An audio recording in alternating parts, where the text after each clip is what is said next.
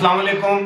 ابرار رشید آپ کی خدمت میں ایک مرتبہ پھر حاضر ہے اور آپ سے درخواست ہے کہ اگر ابھی تک آپ نے اس چینل کو سبسکرائب نہیں کیا تو اسے سبسکرائب کر لیں. جو بیل آئیکن ہے اس کو ضرور پریس کیجئے گا. آپ کا بہت بہت شکریہ. بالآخر افواج پاکستان کے ترجمان ادارے کے director general major general Babar Iftikhar نے آج ایک پریس کانفرنس کی. کافی دنوں سے اس پریس کانفرنس کی توقع کی جا رہی تھی، انتظار کیا جا رہا تھا کہ کیا وجہ ہے کہ بہت کچھ ہو جانے کے باوجود افواج پاکستان کا جو ترجمان ادارہ ہے وہ خاموش ہے، جبکہ ماضی میں ہم نے دیکھا ہے کہ چھوٹی چھوٹی باتوں پر وہ اپنا رد عمل دیتا رہا ہے. بالآخر ایک انتہائی اہمیت کی حامل پریس کانفرنس. آپ یقین کریں کہ اس پریس کانفرنس کے مندرجات پر کم از کم 2-3 گھنٹے کی ویڈیو بن سکتی ہے، لیکن گھبرانا نہیں ہے. میں کوشش کروں گا اس کے پارٹس میں اس کی ویڈیوز بناؤں. اس کے جو امپورٹنٹ پہلو ہیں ان پر میں اپنی جو ہے وہ گزارشات آپ کے سامنے رکھوں. سب سے پہلے تو یہ ہے کہ اس پریس کانفرنس میں ایک چیز جو ہے وہ حالیہ میں موجودہ اس سے شروع کروں گا. وہ یہ ہے کہ اس پریس کانفرنس نے جو ہے وہ سابق وزیر اعظم عمران خان کا وہ سازشی بیانیہ جس کے مطابق کہ جی پاکستان میں امریکہ نے سازش کی اور ان کی حکومت کو تبدیل کیا، وہ بیانیہ دفن ہی نہیں بلکہ ہمیشہ کے لیے غرق کر دیا ہے. جی ہاں، اور اپنی پریس کانفرنس میں انہوں نے واضح طور پر یہ کہا کہ ایسی کوئی بات نہیں ہے، بلکہ انہوں نے جو الفاظ کہے انہوں نے کہا کہ وہ جو اعلامیہ نیشنل سیکیورٹی کونسل یا کمیٹی کے بعد جاری کیا گیا اس اعلامیہ میں اگر سازش کا ذکر نہیں ہے تو سازش نہیں ہوئی. اور دوسری بات انہوں نے کہی کہ یہ کوئی سازش نہیں ہے. جو ڈیمارچ دیا گیا یعنی احتجاجی مراسلہ ان کے حوالے کیا گیا ہے تو وہ ایک روٹین کی بات ہے. اس طرح کے ڈیمارچز جو ہیں وہ دیے جاتے ہیں، احتجاجی مراسلے دیے جاتے ہیں. یہ پہلی مرتبہ ہے کہ افواج پاکستان کی طرف سے امریکہ کی پاکستان کے خلاف یا پاکستانی حکومت کے خلاف اس سازش کو رد کیا گیا. اس سے پہلے کیا سرائیاں کی جاتی رہی ہیں ذرائع کو کوٹ کر کے پاکستانی میڈیا میں، رائٹرز میں، مغربی میڈیا میں.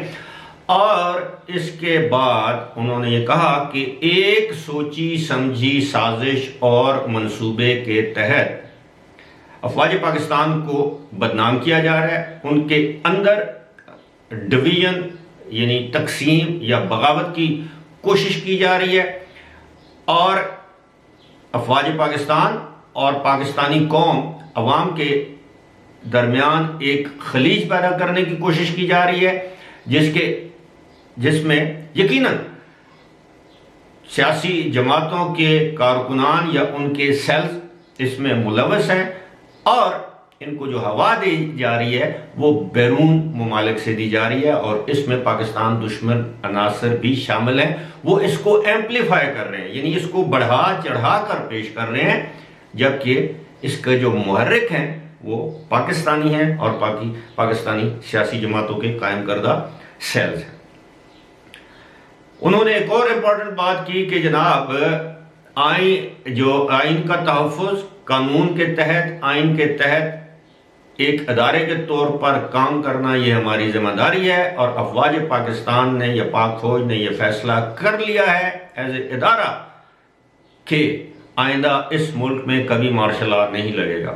فوج نے یہ فیصلہ کر لیا ہے 74 سال کے بعد کہ اب ہم آئین کی پاسداری کریں گے. جو رول ہمیں آئین نے دیا ہے ہم اس رول کے اندر رہ کے ہم اس ملک کی خدمت یا جو اولین رول ہے ملک کا دفاع کریں گے. ساتھ ہی ساتھ میجر جنرل بابر افتخار نے یہ کہا کہ جنرل قمر جاوید باجوہ 29 نومبر کو ریٹائر ہو جائیں گے. نہ انہوں نے کسی سے ایکسٹینشن مانگی ہے نہ وہ اپنی مدت ملازمت میں توسیع لیں گے.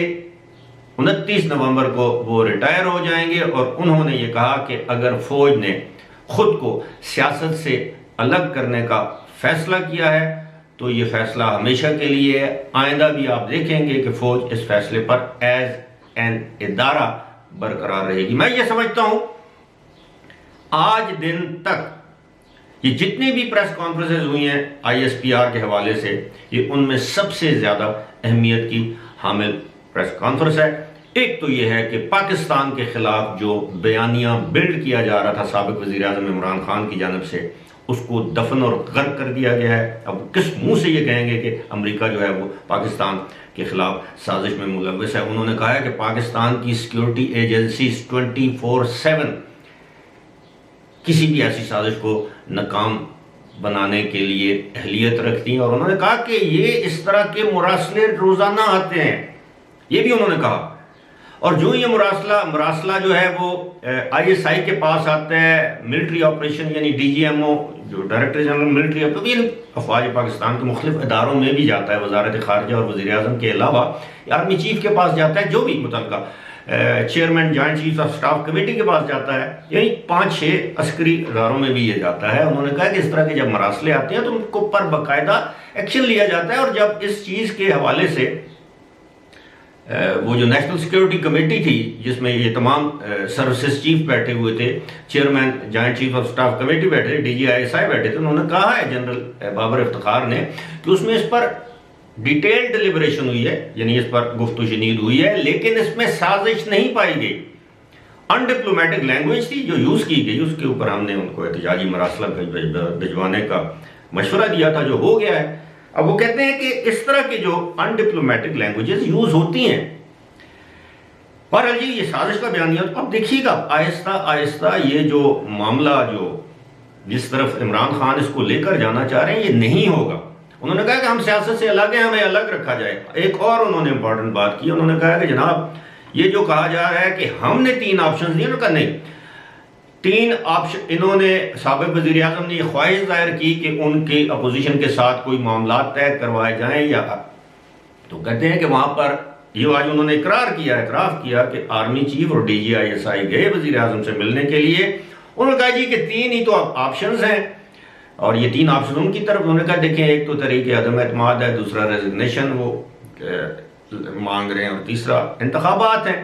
تو آپ ان سے کہیں کہ میں انتخابات کے لیے تیار ہوں. تو جب ہم نے اپوزیشن سے، یہ ان کے الفاظ ہیں کوٹ ان کوٹ، میں کوٹ کر رہا ہوں، کہ جب ہم نے یہ گزارشات اپوزیشن کے سامنے رکھی یعنی PDM کے سامنے رکھی تو انہوں نے اس کو مسترد کر دیا. انہوں نے اس بات کی تردید کی کہ جس رات یعنی 9 اپریل کی رات جب ان کے خلاف تحریک عدم اعتماد پیش کی گئی کہ کوئی بھی ہیلی کاپٹر وزیر اعظم ہاؤس گیا یا کوئی آرمی آفیسرز وہاں پر گئے، انہوں نے کہا کہ ایسا بالکل نہیں ہوا. ایک اور سوال تھا، وہ یہ تھا کہ کیا وجہ ہے کہ آرمی چیف جو ہے وہ وزیر اعظم کی تقریب حلف برداری میں شرکت نہ کر سکے یا انہوں نے نہیں کی، اس کی کیا وجہ ہے؟ تو انہوں نے کہا آرمی چیف کی طبیعت ناساز تھی اور اس دن وہ اپنے آفس بھی نہیں آئے. اور یہ میرے علم میں بھی ہے، یہ بات میرا خیال ہے بہت سے لوگوں کے علم میں ہے کہ گزشتہ 4-5 دنوں سے یا اس سے بھی زیادہ آرمی چیف کی کمر میں تکلیف ہے. اور یہ جو آپ ان کو بیٹھا ہوا دیکھتے ہیں فارمیشن کمانڈرز کے کانفرنس میں یا کور کمانڈرز کی کانفرنس میں، تو بیٹھنے سے ان کو پرابلم نہیں ہے. ان کا اصل مسئلہ یہ ہے کہ وہ کھڑے زیادہ دیر تک کھڑے نہیں ہو سکتے، ان کی بیک کا یعنی کمر کا پرابلم ہے. کمر جاوید باجوہ کی کمر کا پرابلم. خیر وہ اس لیے کہ ظاہر ہے جب آپ ایوان صدر میں تقریب حلف برداری کے لیے جاتے تو وہاں پر آپ کو کھڑے ہو کر لوگوں کو ملنا پڑتا، ریسیو کرنا پڑتا. 1-2 گھنٹے کی ایکسرسائز تھی یہ، تو اس لیے انہوں نے مناسب سمجھا کہ وہ اپنی طبیعت کے پیش نظر وہاں پر نہ جائیں. ایسا نہیں ہے کہ عارف الوی کی طرح انہوں نے بھی طبیعت کی ناسازی کا بہانہ بنایا ہو. ہاں ایک اور بات انہوں نے کہا جی ہمارے تعاون، ہم حکومت کے ماتحت ادارہ ہیں. ایک بات انہوں نے کہی کہ جی جو لوگ یہ کہتے ہیں کہ یہ ہو گیا، سازش ہوگی، وہ میں ان سے ایک ہی سوال پوچھتا ہوں کہ کیا اس دن جو کچھ بھی ہوا وہ آئین کے مطابق تھا یا نہیں؟ عدالت کا جو فیصلہ تھا وہ آئین کے مطابق تھا یا نہیں؟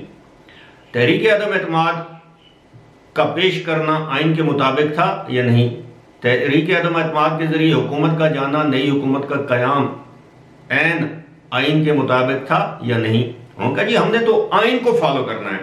ہاں انہوں نے یہ بھی کہا یہ جو نیوٹرل کا لفظ ہے میں اس سے اتفاق نہیں کرتا. میں چاہوں گا کہ یہ لفظ استعمال کیا جائے اے پولیٹیکل. اب اے پولیٹیکل سے مراد آپ بہتر سمجھتے ہیں کہ غیر سیاسی. انہوں نے کہا جی ہم نے یہ وانس اینڈ فار آل یہ تہیہ یہ فیصلہ کر لیا ہے کہ فوج اب غیر سیاسی رہے گی, نہ اے کا ساتھ دے گی نہ بی کا ساتھ دے گی. اور انہوں نے کہا کہ آپ نے یہ جو 2 سال کے اندر جتنے بھی ضمنی انتخابات ہوئے ہیں, جتنے بھی بلدیاتی انتخابات ہوئے ہیں, کسی ایک شخص کسی ایک امیدوار نے یہ الزام لگایا ہے کہ ہم نے فوج نے کوئی مداخلت کی ہے, کسی کا جلسہ سبوتاژ کیا ہے یا کسی کے جلسے میں کمک بھجوائی ہے, اس طرح کا کوئی الزام لگا ہے؟ اگر نہیں لگا تو اس کا مطلب ہے کہ ہم یہ فوج جو ہے غیر سیاسی ہو گئی ہے. اور انہوں نے کہا کہ اور ایکشنز سپیک لاؤڈر دین آور ورڈز, جو ہمارا عمل ہے اس سے یہ چیز ظاہر ہو رہی ہے. اور اس میں انہوں نے انڈائریکٹلی یہ چیز اس بات کو ایڈمٹ بھی کیا کہ ماضی میں فوج یہ سب کچھ کرتی رہی ہے, but it is part of history now, قصہ پارینہ ہے, اب نہیں ہوگا. نہ اس ملک میں مارشل لا لگے گا, یہ آرمی کا ایز این انسٹیٹیوشن یہ ایک فیصلہ اور تہیہ ہے کہ کوئی مارشل لا نہیں لگے گا. یہ بڑی بات ہے. اور پھر انہوں نے کہا کہ آرمی چیف 29 نومبر کو جا رہے ہیں, نیا آرمی چیف یہی حکومت جو ہے اپوائنٹ کرے گی. تو میں سمجھتا ہوں کہ آج کی اس پریس کانفرنس سے بہت سے لوگوں کی طبیعت صاف, یقیناً ان کی طبیعت بہت زیادہ صاف ہو گئی ہوگی. فی الحال اسی کے ساتھ مجھے دیجیے اجازت. خدا حافظ.